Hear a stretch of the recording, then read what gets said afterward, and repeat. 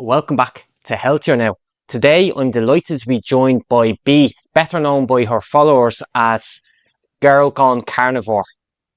Welcome to the channel, B. Thank you so much, Chris. I really appreciate being here. And just to keep in mind that I do call my followers fleshies, so I do have a very special name for them. Okay, okay, fleshies. B's story is absolutely incredible. She went from struggling with severe GERD, PTSD and PMDD, reclaiming her health, her mind and her freedom through a carnivore lifestyle. You might also recognise her from representing our community on the viral Jubilee 1 vegan versus 20 meat eaters debate. On top of all that, she is a single mom of 4, powerlifter, pulling over 300 pounds on the deadlift, and an upcoming carnivore coach. B, thank you so much for being here. I have to start by bringing up a post that you made last week. You joked that a vegan diet does work once you outsource the vegetables and the grains to the cow. It's hilarious, but it stems from a real struggle. Take us back. What was the obvious signs that a plant-based diet was actively harming you when you were a teenager? Yeah, sure. So really, I have had stomach issues, I think, since in vitro. When I was born, I really could not keep anything down. I would projectile vomit as a baby. I had a very difficult time really digesting anything. So by the time I was a teenager, I knew that there was something wrong with my stomach. I couldn't really put a finger on it, right? Because I was like 13, but I was, at the time going through puberty and becoming more aware of my body. And I just noticed that when I ate, I just didn't really feel well. And so I thought, well, if I become a vegetarian, I really cared about animals. I wanted to be different than the rest of my family. I grew up in a very Catholic Italian dominated family. So, they're all doing big spaghetti dinners and meatballs and things like that. And I just felt like I had to, do my own thing. And so I leaned toward veganism, vegetarianism. I did that for about 3 years. By the time I was 16, I was really not feeling well at all. I had a lot of esophagus issues, heartburn. I felt like I couldn't really swallow anything. It always felt like there was just big lumps in my throat. Like I just couldn't, feel right. I never felt good. And so went to the doctor, and instead of the doctor saying, well, maybe, eating a plant-based diet isn't for you, this could be causing all of your problems, they just put me on protein pump inhibitors. And those are like your Nexiums, your Prilosec, things like that. And those were really just kind of coming out and getting really popular at the time. So I feel like I was just this guinea pig, right, for doctors to see, let's see, if this really works. And you're really only supposed to be on those medications for 2 weeks. 3 months later, I'm still on them. The doctors are like, oh, you'll be fine. Just continue to take them. Well, a decade later, I'm still on this medication, keeping in mind that during this time, I was also, I teeter-tottered a little bit with veganism again back in college because I was studying Hinduism. And so it was for more spiritual reasons at the time. Tried it, did not feel well, even with the protein pump inhibitors. Now, keeping in mind too, that I was not the healthiest in my 20s in general. Okay. My main diet was alcohol, staying up way too late, going to school, essentially surviving my 20s, and really just kind of eating whatever I felt like at that point. Because again of the PPIs, they make it essentially where you can eat anything and feel fine, right? But I started noticing things in my late 20s, and I really just didn't want to take medication every day. Like I just started questioning, why do I have to take this pill every day? And is this right? And so it was that was the moment when I really just started to wake up to my reality and what was going on. And I just didn't want to put a Band-Aid on it anymore. I wanted to solve it. So I became my own guinea pig the opposite way, right? Like I wanted to get off the medication. And B, how long have you been on the carnivore diet now? So I didn't start the carnivore diet until I was 38. I'm 42 now. So I've been doing it for 4.5 years. So when I was 26, I heard about the paleo diet. My brother was doing the paleo diet. I started researching. I found Chris Kresser. He is not carnivore, but he definitely helped me with a more like paleo-esque type diet. And that's around the time that I also started CrossFitting. So I started working out, and I really wanted to get healthy, or at least healthier. I was still drinking. But I wanted to find a way to get off these medications, and the paleo diet definitely helped me do that. I wish that I would have just went full-blown carnivore. I think that I wouldn't have had such a journey, but it's the journey, right, to get to the destination. But I did deal with a lot of extended quote unquote suffering. I still had gut issues. I just the heartburn did subside. It took a while. I do attribute some of that also though to the working out. Just I think exercise can also help with digestion, right? So anything that could help me with digestion was so paramount at that point. And I really discovered one of the main culprits was actually, gluten. I did get tested for celiac. I did not have celiacs, but I did experience something what I consider kind of unique. When I eat grains, I get postnasal drip. And I discovered that postnasal drip was actually causing a lot of the indigestion issues, believe it or not. And when I would take a Benadryl, it would go away. So I was like, am I allergic to gluten and to grains? So I kind of discovered this over time, just again, kind of experimenting with myself. But again, I'm like, I don't want to have to take a Benadryl, right? I'm trying to get off medication. I'm trying to figure this out.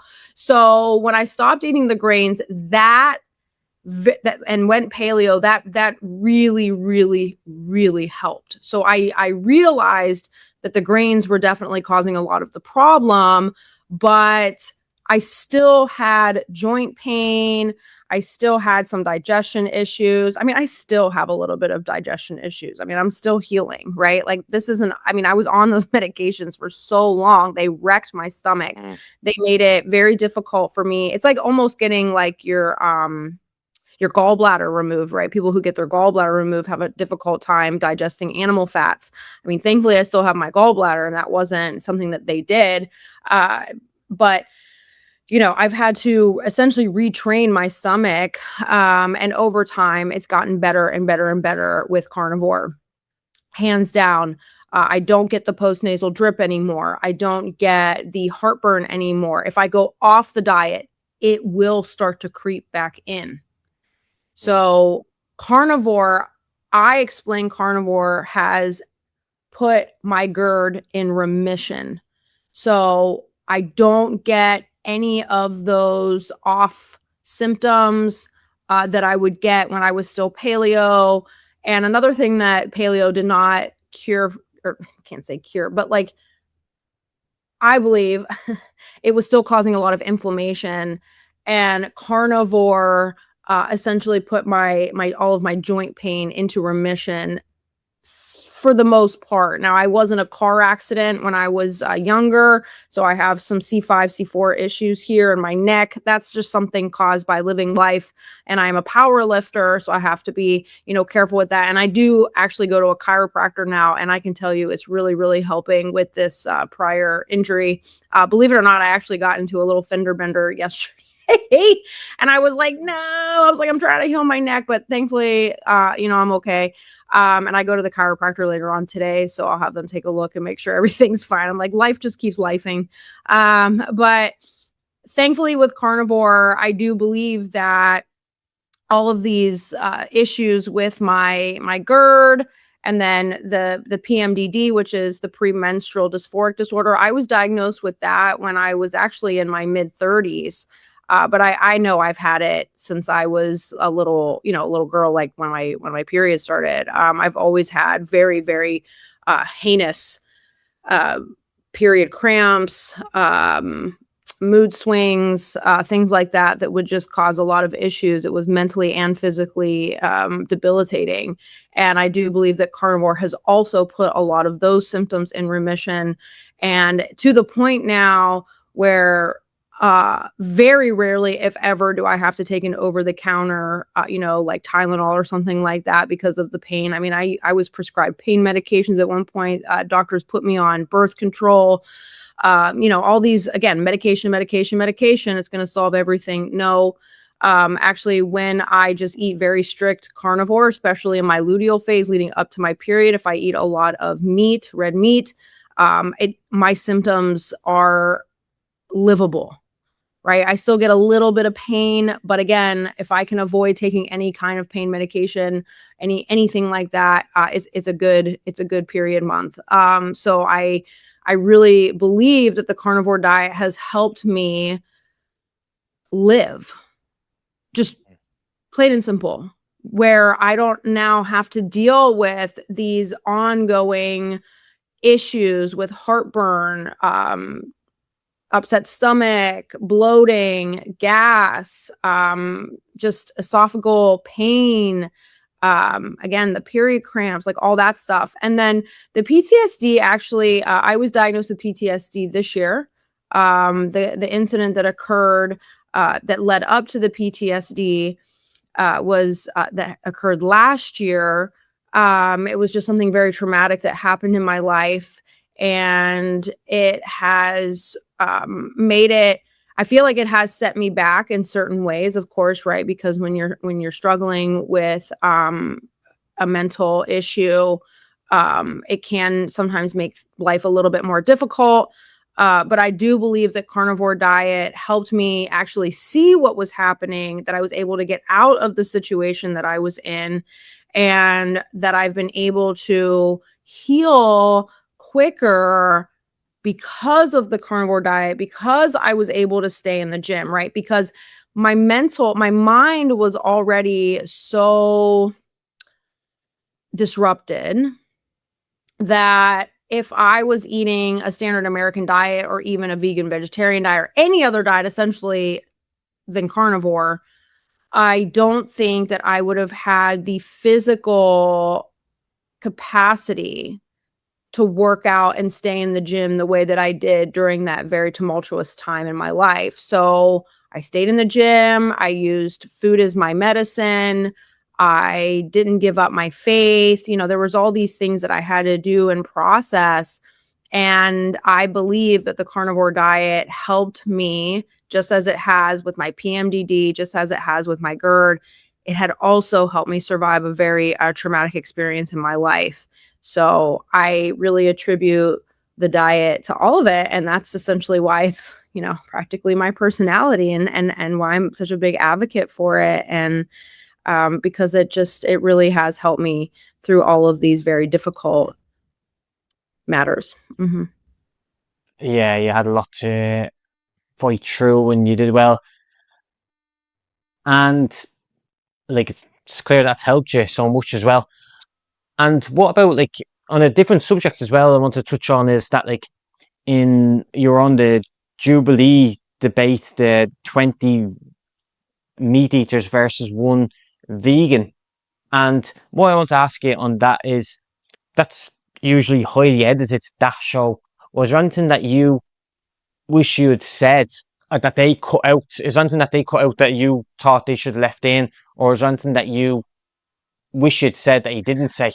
Of course. So the funny thing is, actually, is they're not really highly edited, believe it or not. Like, Okay. everything that I said, nothing was cut out. I got cut out by the actual doctor, Dr. Jack Sims. I felt like he cut me off constantly.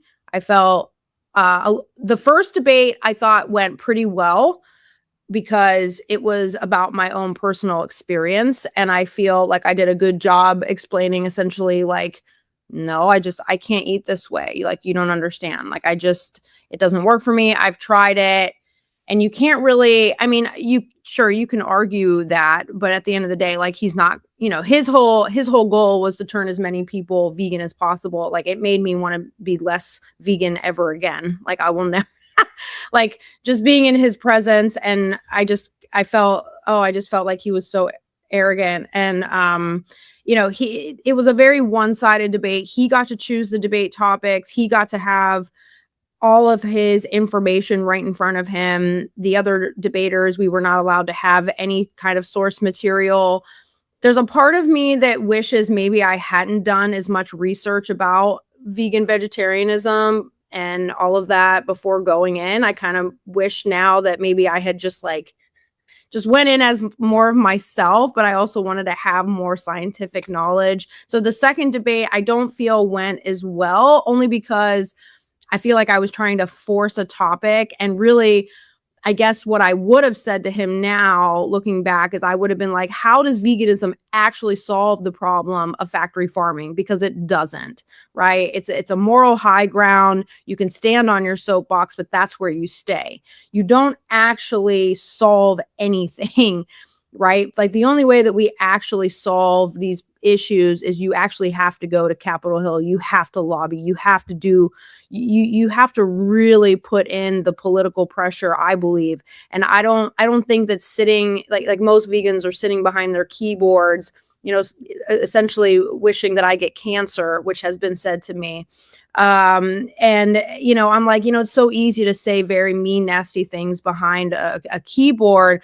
And it's easy to, throw around numbers and pretend that these studies are valid, like how the doctor did on Jubilee. But, we don't really know, like, again, anybody can make things sound reasonable, but doesn't mean that they are. And I just know that if I would have just stood my ground a little bit better, as far as how much this diet has helped me, I think I would have had a better experience. Now, the other factor to keep in mind too is, I flew out the night before. I didn't sleep very well. I was obviously anxious, woke up the next day, was eating hotel food. I wasn't eating I was eating as close to carnivore as I could, but it's still not like a raw steak that I wish I would have eaten beforehand. I think I would have been a lot better off if I was just like better, if I had better sleep, and better nutrition. And obviously I was very anxious, nervous. And by the time we started the show, it was like 3:00 in LA, which is really, my body is at 6:00. So I was tired. You know what I mean? Like it was just it was just, the traveling, the just not eating the right, I was so excited because afterward I went out to In-N-Out Burger and got a burger. And I was like, oh, thank God. Because I needed some red meat so bad.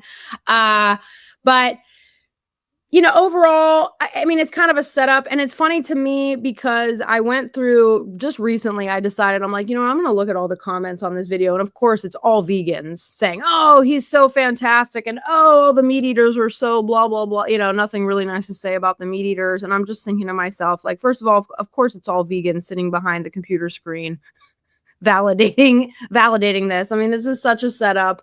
And, the only reason I feel that carnivores or meat eaters haven't commented much is because they don't need to argue, right? But it was still a really cool experience. They scouted me out. They found me. I got to audition. It was kind of cool. I was like, I have an opportunity to go to LA and be on a TV show.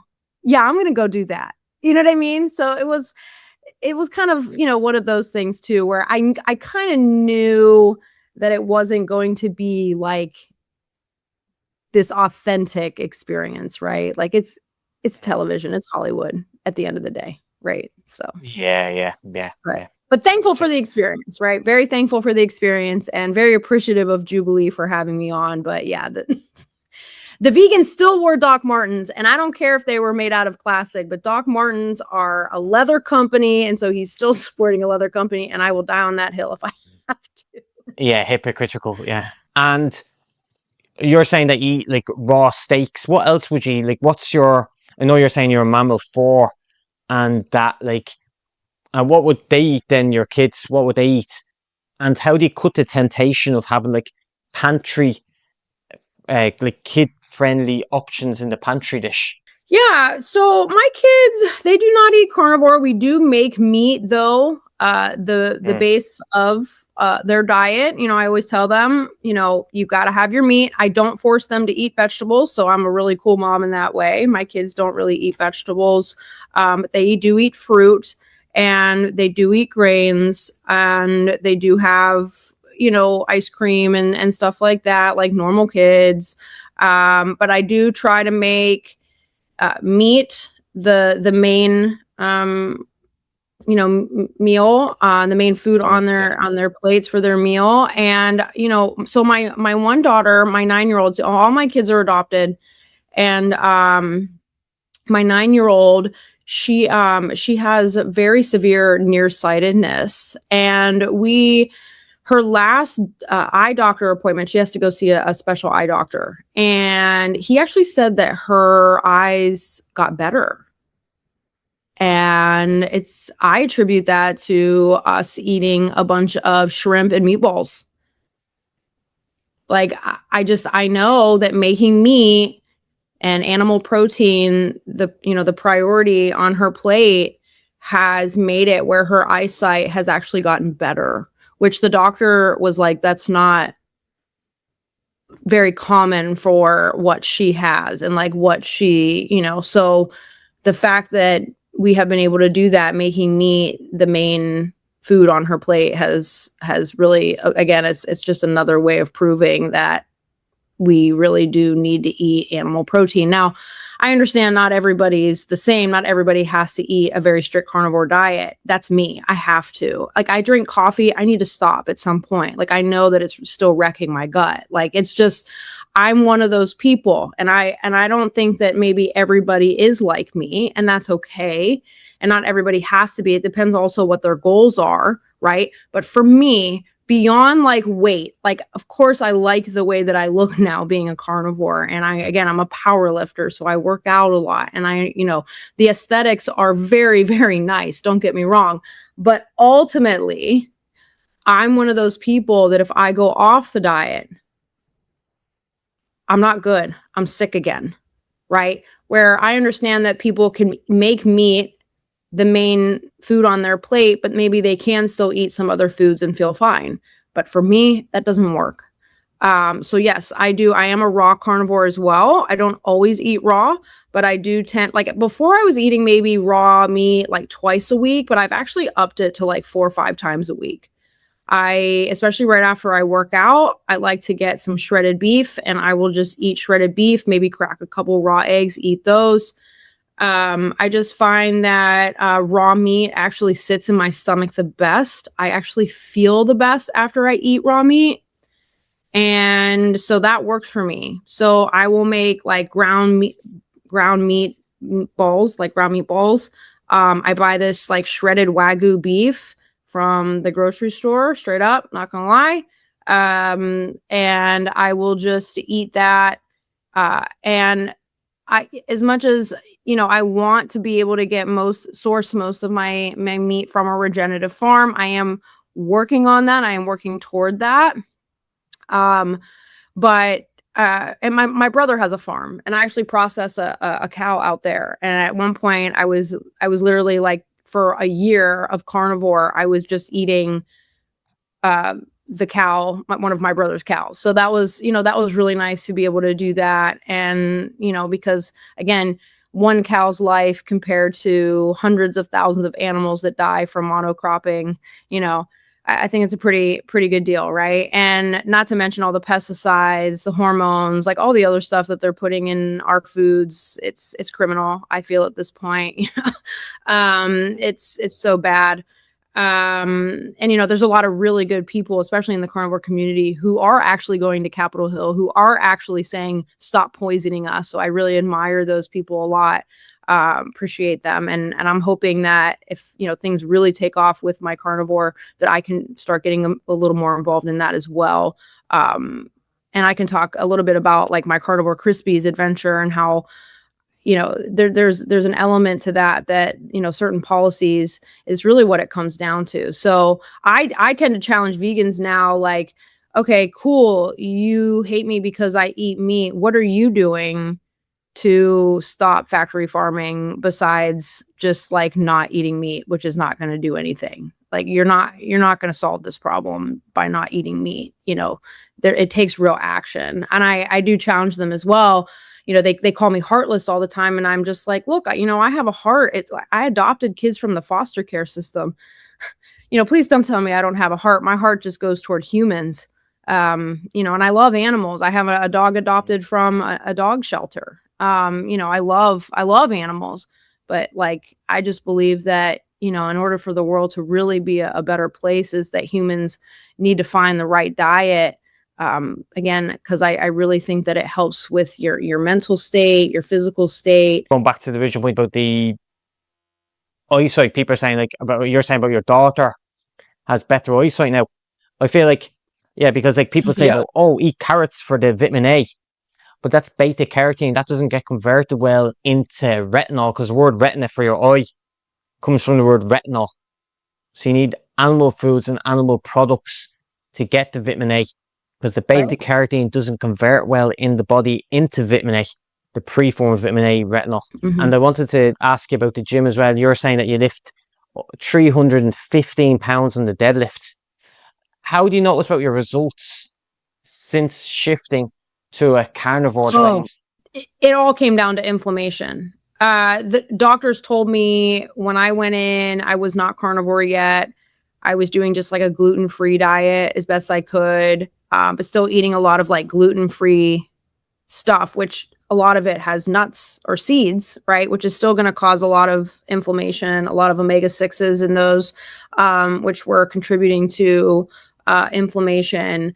It really came down to inflammation for me, and doctors told me, stop lifting heavy. You are pre-arthritic, being on the PPIs, your vitamin D is so low, you're probably going to end up breaking a bone. Knock on wood, I have not broken a bone, thankfully. And I've worked, and actually I've had a couple incidents recently. Like I slipped on the stairs recently, completely fell right on my glute, bruised it pretty bad.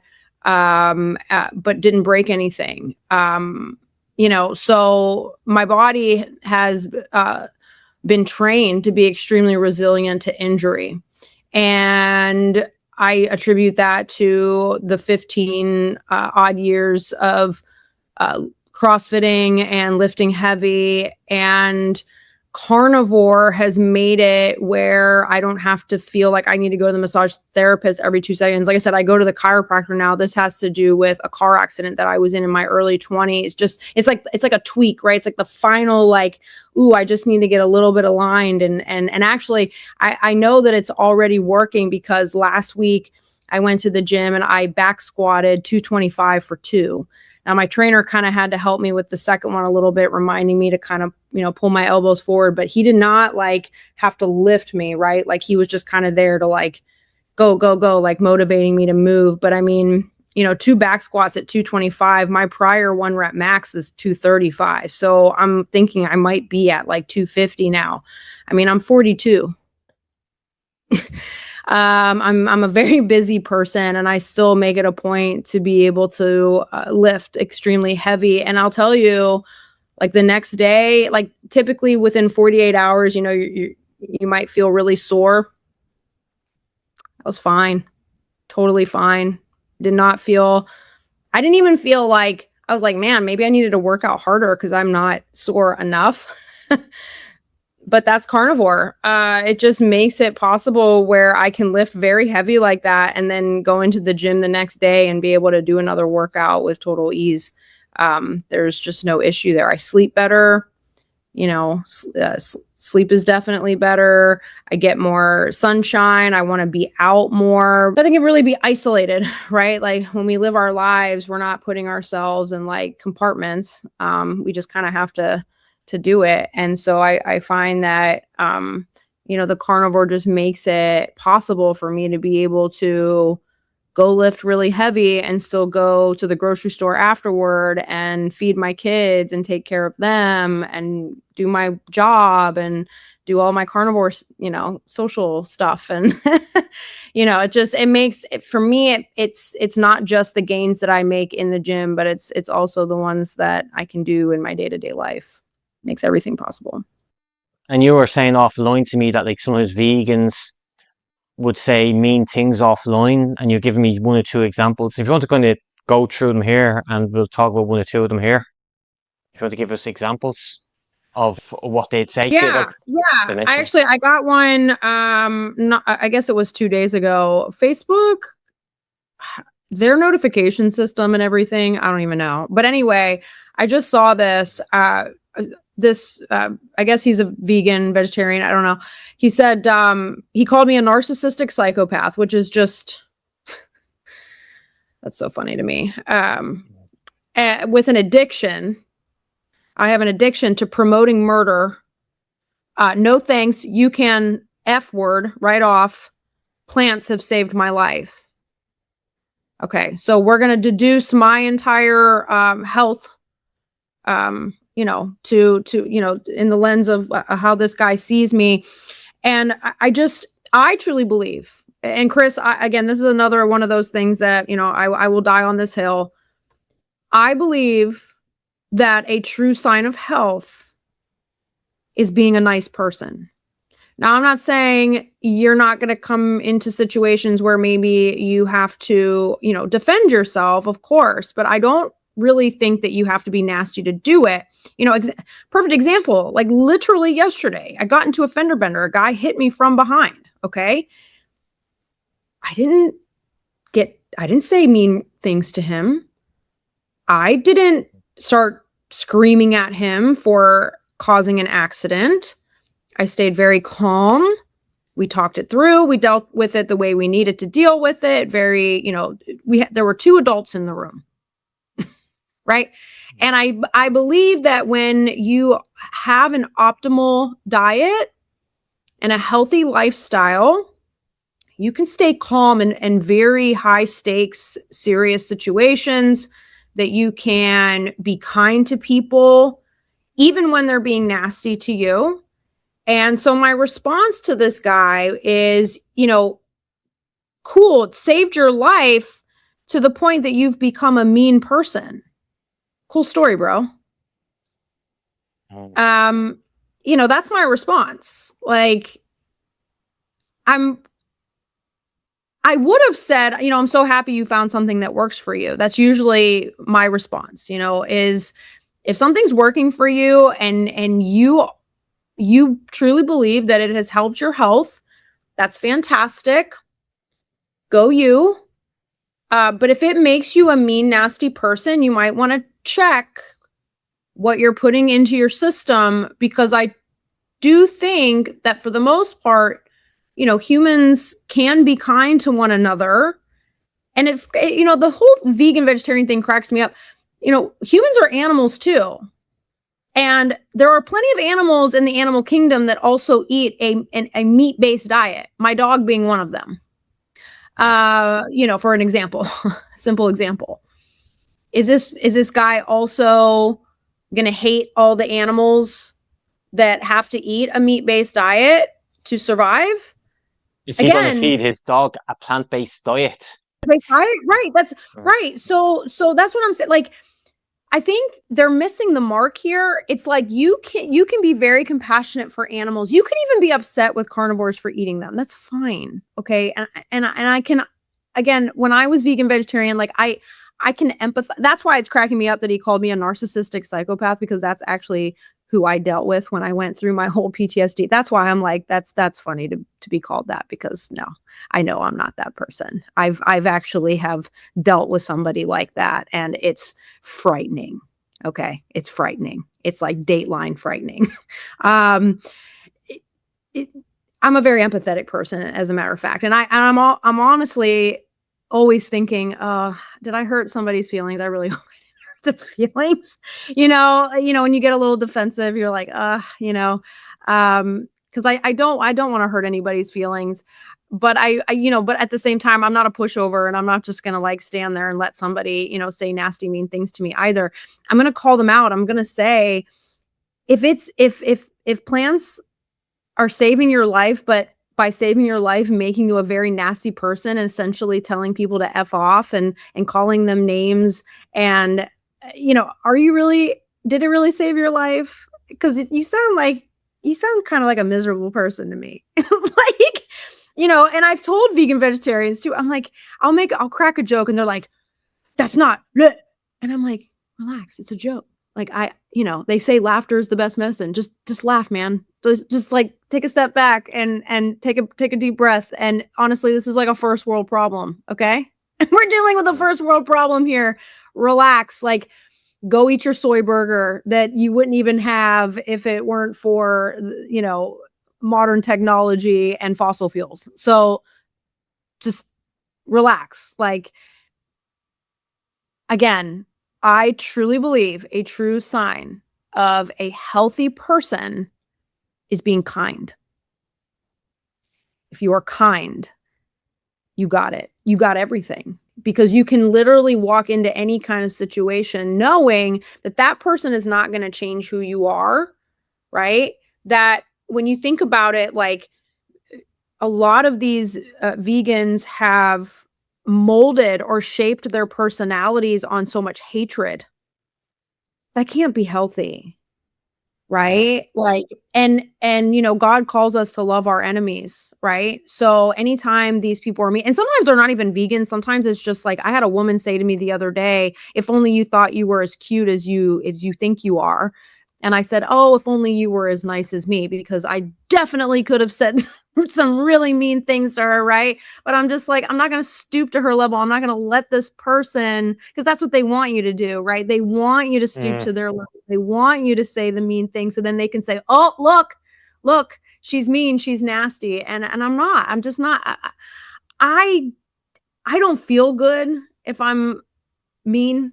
So I just don't do it, because I know how I'm going to feel afterward. I don't like it. So I take a deep breath. I feel like, again, my diet has enabled me to do that. That's why I'm so annoyed, even like I said, with the second round of the Jubilee debate, because I know at that point I really needed to eat. And I know that I'm very self-aware in that way. And like, even sometimes when I read these things, I'm like, I'm going to go eat a burger first before I even try to comment to this, because like, I know what I need, right? I know what I need right now, so that I don't become one of these essentially mean people. And I won't do it. I just absolutely refuse. And, again, I'm human, so I'm not saying that I'm perfect. And I'm not saying that there hasn't been times that I've thought to myself, maybe I could have said that a little bit, a little bit better. But I think overall, when we can treat each other with kindness, I feel like we're on a very fantastic path of wellness. I think that's really what it comes down to. And again, I have encountered some vegans and vegetarians who have been very, very, very kind to me. So again, do I think it's the optimal diet for humans? Absolutely not. But to each their own. And if it's making you a kind person, then it probably is okay for you then, but I think that's what we need to check in ourselves, is if we are constantly accusing people of, vile things that aren't true, you may want to reconsider your motivations, or again, your diet, and that's, it's like a constant, I put reels out and memes and things like that as like implications, right? And if they essentially implicate themselves, because I say, in one of my posts, like, a big part of vegan vegetarianism is being vitamin B12 deficient. B12 is essential for so many things, but mood stability is a big one. And if you're not getting B12, then, you know, it could be affecting your mood. And there has been scientific studies that show that vegans and vegetarians are lower in B12, which then could, you know, and this is all public knowledge. These are not things that I'm just like, you know, throwing out, you know, pulling out of a hat or whatever. Like this is public knowledge. So, you know, we may, you know, and having the brain in a constant state of, you know, being dependent upon insulin and sugar is not good for our brains either. You know, our brains are, crave animal fat. And I believe that when I put animal fat into my diet, I was able to think more clearly. I was able to get rid of a lot of the brain fog. Again, help tremendously with PTSD, which can really mess with your brain as well. So, you know, I just find that I'm a nicer person eating this way, right? Because my body doesn't feel bad, right? I'm not dealing with a bunch of bodily pain and suffering. And so therefore, I feel like I can be just a nicer person in general because of that, right? Because I'm not physically suffering. So I'm able to just be nicer to myself, be nicer to other humans, be a better mom, and, you know, so on and so forth. So, yeah, I mean, like, again, this is kind of like a case in point. I mean, these are the kind of comments I get all the time. People are very, very mean, very, very mean to me. And it just, to me, it actually makes me want to be an even nicer person.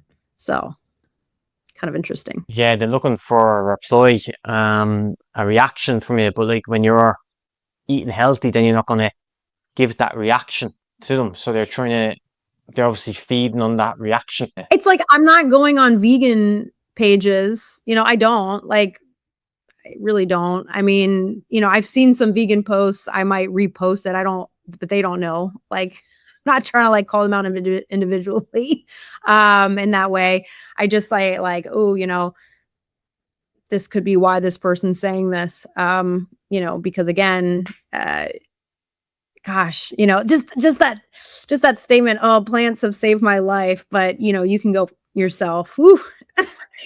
Yeah, if he just said, oh, plants saved my life, then that'd be fine. But then he went and said all the other rubbish. Like and here's the funny thing. The majority of people eat meat, right? Vegans and vegetarians are a very small minority compared to the rest of the world that actually eats meat, right? Like, now we only have a select pocket of carnivores, right, who are just eating a very, you know, strict all meat diet, right? But again, the majority of people in the whole world consume meat. Okay, so this is not, so we're not, you know what I mean? Like, we would all be behind bars then, I guess, according to all vegans. Like, you know what I mean? Like, it's just, to me, it's so silly. Like, obviously it's not murder. God gave us the animals to eat. Our stomachs prove that. For myself personally, I really can't survive on anything but a meat-based diet to thrive without medications, right? Without modern science. I just go back to an ancestral diet where I eat mainly meat, a little dairy.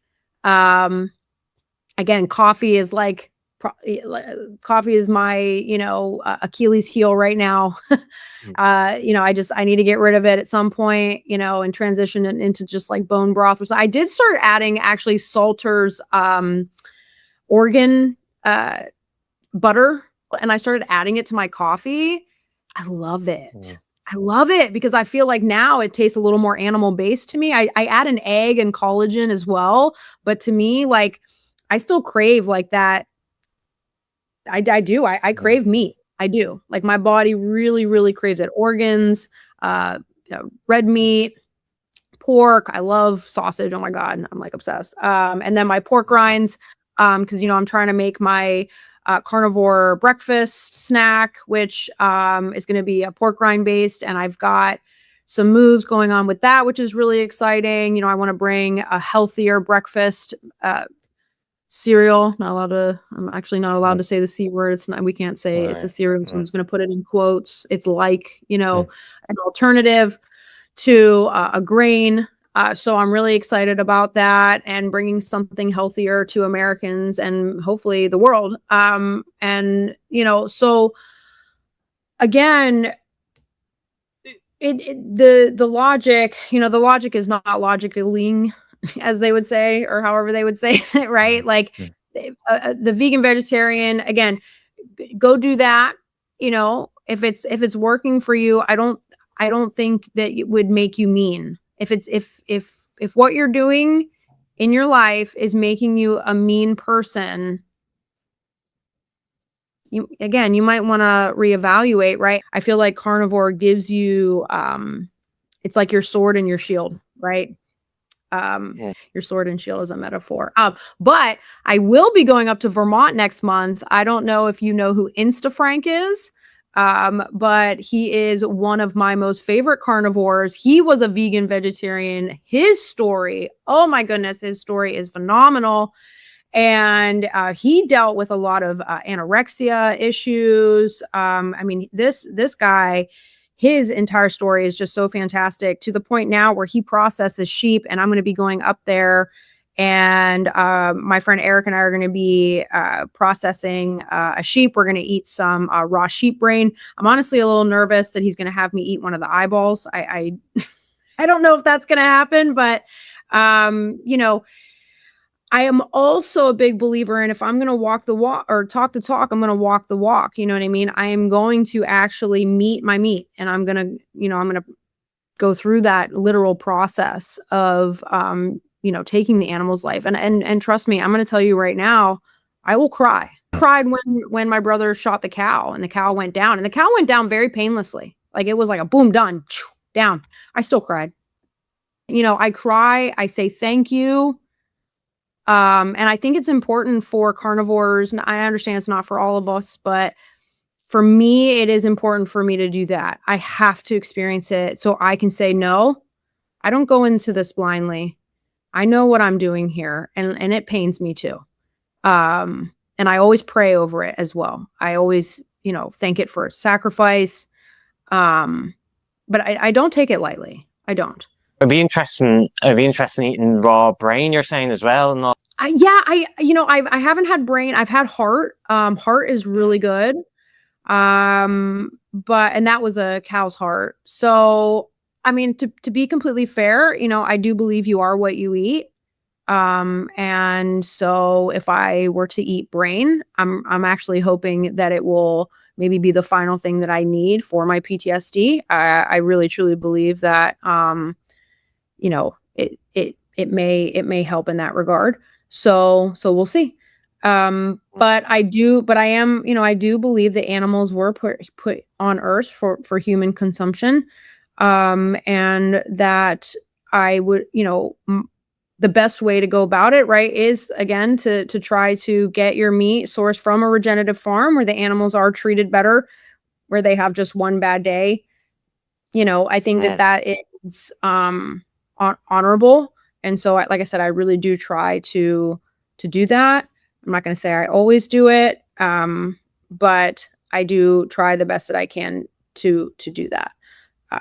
But yeah, I don't take any of it. I don't take any of it lightly. I do, you know, as much as I love using humor and everything, there is an element of seriousness to me, and I do feel sorry for the animal. I really do. So, and I'm anybody, I'm sure at some point somebody's going to be listening to this and they're going to be like, but if she really did care, she just wouldn't do it. And I'm like, no, I'm going to still do it. I'm still going to do it because at the end of the day, you know, I do believe that humans' lives are more important, including my own. And so, I need meat to survive, you know, it's just how it is. And I wouldn't be saying that if I hadn't tried all the other diets. You know what I mean? Like I've lived it. I've experienced it. I know it. And I know what works for me. So Yeah, and you were saying that you were actually plant-based as a teenager as well. So if it didn't work then it's right, not going to work now. right. Oh, no, absolutely not. And like I said, I've tried other things before. I mean, even when I was going through paleo and I was just like, well, maybe it's, I would eat just like chicken, or even then, like, I would try to see what, I never thought in a million years that plants were a big problem with my diet. You've been told your whole life, you need to eat vegetables. They're the healthiest thing on your plate. Like, we're essentially brainwashed into believing these things. And I believed it too, until I took, literally, vegetables were like the thing that I never took out of my diet. Right. And once I did, all of it was gone. All the problems were gone. And then not only that, but then I think because I was eating all of this meat and getting my nutrients from meat, I was also feeling better, right? So eliminating the plants and then adding, because like obviously you have to substitute, food, right? And so just eating all meat really proved to improve everything that I was dealing with. And you mentioned a few minutes ago about Carnivore Krispies. If you want to talk more about that and about the products, etc., that you have lined up. Yeah, sure. So I back in 2022, I just took pork rinds and put a little cinnamon on them and a little bit of honey. And this was like after I did my strict carnivore. I just wanted to like try something. I saw somebody else like put pork rinds in a bowl with milk, and I was like, ooh, that looks fun. And so I was like, let me experiment and see. And then I tasted it and I was like, oh my gosh, this tastes like Cinnamon Toast Crunch. Like something very similar, right? I was just like, oh my gosh. And there's no grain. And this is kind of tasty. And again, I know there's a lot of carnivores out there who don't do honey, who don't do anything plant-based at all. I know cinnamon obviously comes from a plant. But I just, I was just experimenting and trying things, and it just kind of evolved. And so now I'm just like, oh, what if I were to like actually make this like something that people could buy that's already pre-made, so I'm going to have like an original flavor that'll be just, like no honey, no cinnamon. It'll be, purely carnivore. And then I'll have some other options for flavors and things like that. That'll be coming down the pipeline. But the biggest thing for me is like texture and size. So that's what I'm working on right now in the R&D, and getting that solidified and testing it out, making sure that it doesn't get soggy in milk and things like that, because that's really important to me. So maintaining that crunch, that crispy, and yeah, we'll just kind of go from there and continue to work on the product. And then I've got some moves that I'm hopefully making next month. So just stay tuned for that. But I'm hoping that Carnivore Krispies will be ready and a product that people can purchase hopefully by next year. So we'll see. Again, a lot of issues that I'm running into actually has to do with just legalities when it comes to co-packing, where I can source my pork skins from, that kind of thing. So there's just a lot of like, you have an idea and you're like, oh, this will be easy. And then you get down to like the actual facts and finding all the pieces to make it work. And it's definitely more challenging than what I thought it would be, but it's good, right? It's a good challenge. And anytime I get told no, I'm like, okay, because in a way I kind of practice rejection therapy. It's an actual thing where you just, you take a chance. It was like kind of how you and I, were even able to do this podcast. I was like, I'm just going to put it out there that I'm available. And if nobody reaches out, nobody reaches out. If they do, great. And then you did. And I was like, that's fantastic. I'm so excited. But I prepare myself for also the rejection, right? Because in life, I think sometimes we don't take chances, or we don't do the thing because we've already told ourselves no. So I just go for it. And if I get told no, I'm like, well, at least I got told no by somebody else and not myself, right? Because you just don't know unless you ask. And I really truly believe in that. I think there's a lot that can be learned from taking the risk but just hoping for the best, but also expecting the worst too, and being prepared for that, and just learning to be rejected, I think is paramount. And I think more people need to practice it. Being able to handle being rejected. I think it's a really healthy practice. Yeah, I think that's a good practice actually, because like if you don't try, then you never know. Like, so like they're afraid of rejection, but by putting yourself out there, then you grow. Totally. Yeah, definitely. Yeah. And you're becoming a carnivore coach and have your own website as well. What's one big misconception, the biggest misconception in your opinion, for like that you'll have to deal with when taking on these clients? Yeah. So actually I'm super excited. I passed my final exam. I took it yesterday. I was so excited. So I just have one assignment to turn in, and then I get my certification. So that will be done this week. So I will be officially a carnivore coach, certified through the Kilts Health Program, the Kilts Mighty Tribe, proud member. Super excited. I think one of the big misconceptions of a health coach, we're not doctors. I am not a doctor. I am not giving medical advice. I always say, and even I put disclaimers on all my posts, this is not medical advice. This is my lived experience. Watch along. If anything resonates with you, great. And then if it does, then I am here as just like a trainer, right? Like I have my my level 2 CrossFit certification. So I have experience being a coach in a more fitness realm, but I'm super excited to step into the health coach realm, where really I am just a cheerleader. I am here to help people stay on their plan, right? So this is their plan. If they even were to come to me and say, I want to try this as all plant-based, it's their plan. But I mean, I think most people, they come with the mindset that they want to do keto or carnivore. So, but that ultimately I am here to help them stay on their plan. So I'm going to be that person that, say they get a craving, or say they have a social event coming up and they're having a lot of anxiety. Like, what am I going to eat? What if people think I'm weird?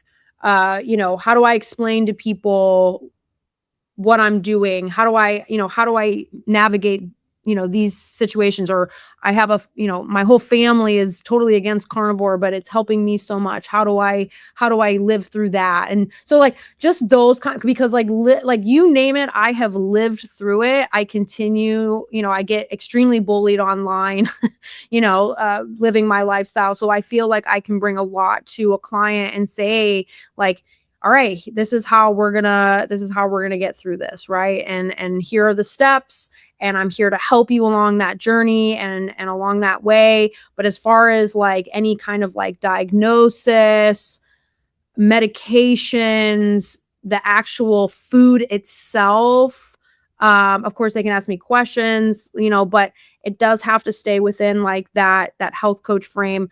Anything else, I would say you need to talk to your physician about that, your licensed physician. So there's a big difference between those two. And so again, I'm just kind of, I think it's more like I'm like a cheerleader. I am like the cheerleader that I never got to be in high school because I never felt well enough. Because honestly, I think I would have been a really good cheerleader. As much as I was like a theater kind of nerd and that kind of stuff, like I actually think that if I had actually felt well in high school, I probably would have embraced it a little bit better, but I just never felt good. So I get to kind of live that now, right? I get to be like, woo, woo, woo, for like, people who want to get healthier and just live a better lifestyle. I'm so excited to be at their side and help them do that. And if someone wants to reach out to you, okay, what's your handles, like your YouTube or your Instagram handles that they can reach you at? Yeah, so they can find me. My website should be ready by July. So my website is www.girlgonecarnivore.com. My Instagram is girl_gone_carnivore. My TikTok is girl.gone.carnivore. My X account is GG Carnivore. Facebook, Girl Gone Carnivore. So it's all kind of like within that realm. And I'll have all my social channels on my website. And then my YouTube. And that's again just, Girl Gone Carnivore with the underscores for the actual web Yeah, I'll address. post all the links to your channels, your Instagram and all in the description below. And thanks very much for joining me, B. It was Thank great you, Chris. talking. Really appreciate it. And thanks everyone for tuning in. So if you like this content, then make sure to like the video, share, comment, and subscribe. And I'll see you soon.